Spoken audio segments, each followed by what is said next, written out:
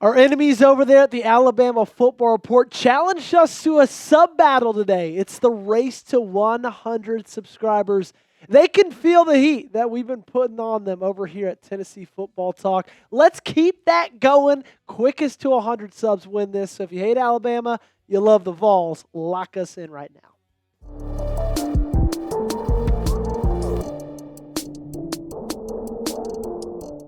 Welcome into Tennessee Football Talk. My name is Joey Petersen. So happy that you guys are all joining us today.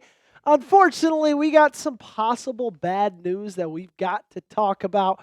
We're discussing the recruiting front of things today on this Wednesday, and it feels like the potential flip target of Tristen Keys. Things were trending in a pretty solid direction, and now they might be trending the opposite way. He's the five-star prospect, number one wide receiver in the class, fourth player, just nationally ranked player, of course, from 24/7 Sports, class of 2026. He committed to LSU on March 19th of 2025, and things had been looking good, right? Things we even talked about on Sunday seemed to be trending in the direction of him flipping from LSU, landing with Tennessee, but this latest update kind of has me feeling things won't end up that way. Here's more from Shea Dixon with LSU on 3. The latest tidbit worth noting, LSU has recently restructured the NIL package for Keys, sources tell me. That has LSU carrying some increased confidence that the number one wide receiver in the 2026 class remains on board with his commitment to the Tigers. And this would be devastating. That might sound a little bit dramatic, but I think we've all come to that point of the summer where we're so ready for football, we're so obsessed with recruiting, and we kind of grasp onto anything we can. And I know over the last couple weeks or so, I've just been imagining a world. Faison Brandon, Savion Hiter, and Tristan Keys. Okay, now Hiter hasn't officially committed yet. That's going to happen on August 19th. But Tristan Keys, it felt like we were on the right path, right? It felt like there was starting to be a little bit of momentum. Chad Simmons with On 3 came out with the article last week that we actually talked about that said the top 10 players to watch for flipping. Tristan Keys was very, very high on that list. And man, do I wish he's a Tennessee Volunteer. I mean, look at what he was able to do in 2024 in his junior season. 58 catches, 1,200 receiving yards, 21.98 yards per catch, 14 touchdowns. As a junior, of course, expect to see a little bit of uptick in that in his senior season. Can't wait to see what he's able to do. But regardless, I'm kind of just sitting here thinking and hoping that he didn't just use Tennessee to get more money from LSU. Because right now, I don't want to be a Debbie Downer, and I don't want to be glass half empty, but it kind of feels like maybe that's what was happening. Maybe he was just saying, you know what, I'm getting real interested in Tennessee, getting real interested in A&M, you better pay up. I don't know. The good thing is it's not over. It's not over until December when he signs those papers. He's got a couple of visits still coming up to Tennessee. I'm sure he's going to take a visit for a football game in the fall. He's already been to a game in Neyland, and that made a massive impact on him. He's already talked about that before. So I assume if he comes back in the fall, if they bring him in with Faison Brandon, Vols win that game, packed house, exciting atmosphere, that's got to bring a little bit of sway. All in all, I don't think this will be decided for a while, okay? Even though they adjusted the NIL package, even though they may have, committed a little bit more money to him, it doesn't mean that it's all done and dusted and he's going to stay in LSU. Again, Austin Price said just the other day, I would lean more towards the field than to LSU.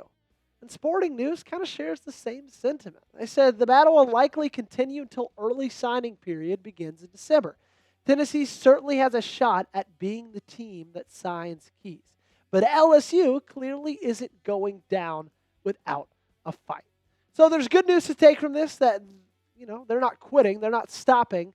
But the bad news is it might be a little bit harder to flip him than we originally anticipated. Now, things can change on a dime. LSU, could have a horrible season. That makes Keys not going to go there, right? Tennessee could land Savion Hiter on August 19th, and he says, you know what? Let me join the five-star running back and the five-star quarterback. Let me be that five-star wide receiver, and we can be the triplets just wearing orange. We'll see. There's a lot of time left. Where do you think he'll go? You think he stays with LSU? Type L in the comment section. Or do you think he flips to Tennessee?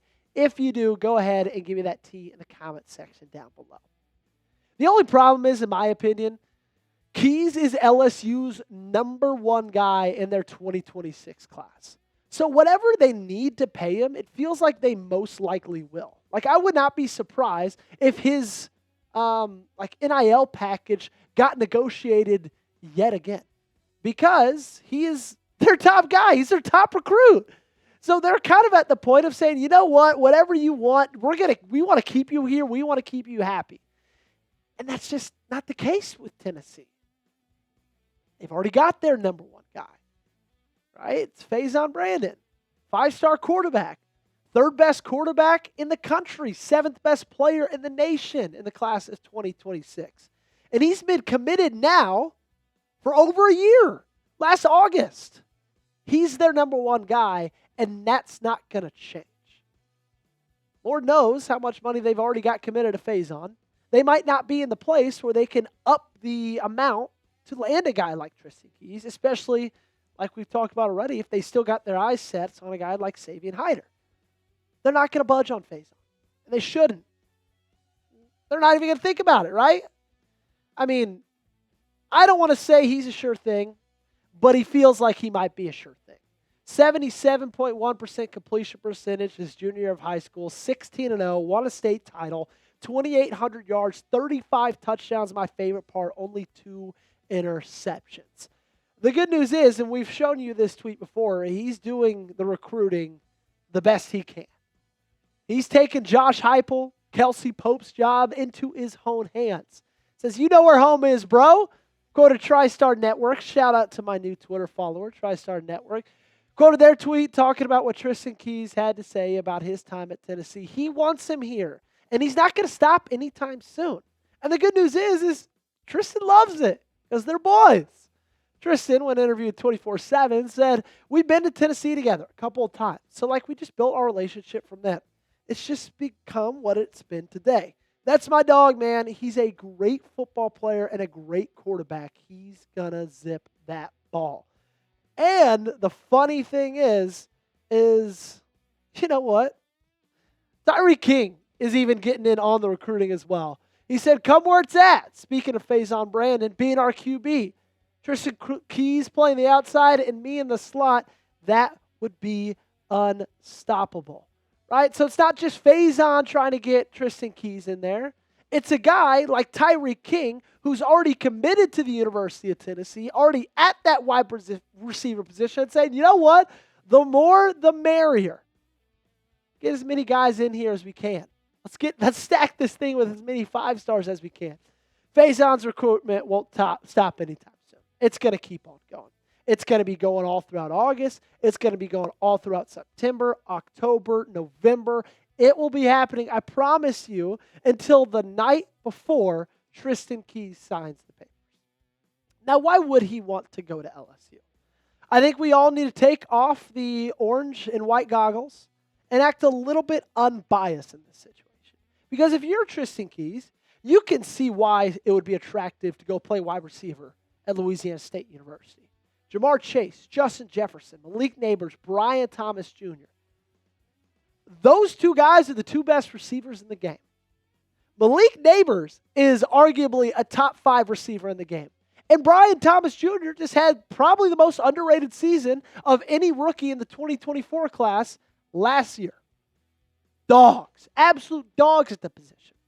But the thing is people just want to point to the wide receivers. They want to say, you know what? LSU churns out great wide receivers. Well, it also helps when they have great quarterbacks as well. These were their QBs, Joe Burrow, Jaden Daniels. I'm not saying it's easy to be a great wide receiver when you got those guys throwing you the football, because they have to go into the NFL, and they have to make their name known at the National Football League, and they've done that. But having these guys being your quarterback makes it a little bit easier. And right now at LSU, of course, they got Garrett Nussmeier. He's not going to be there in 2026. Right now, Michael Van Buren is QB2 at LSU. You know, the guy who went to Mississippi State before transferring to LSU. if I'm Tristen Keys, that doesn't do it for me. You know what does? A 5-star who's already there, named George McIntyre, and then a 5-star who will be there with you, named Faison.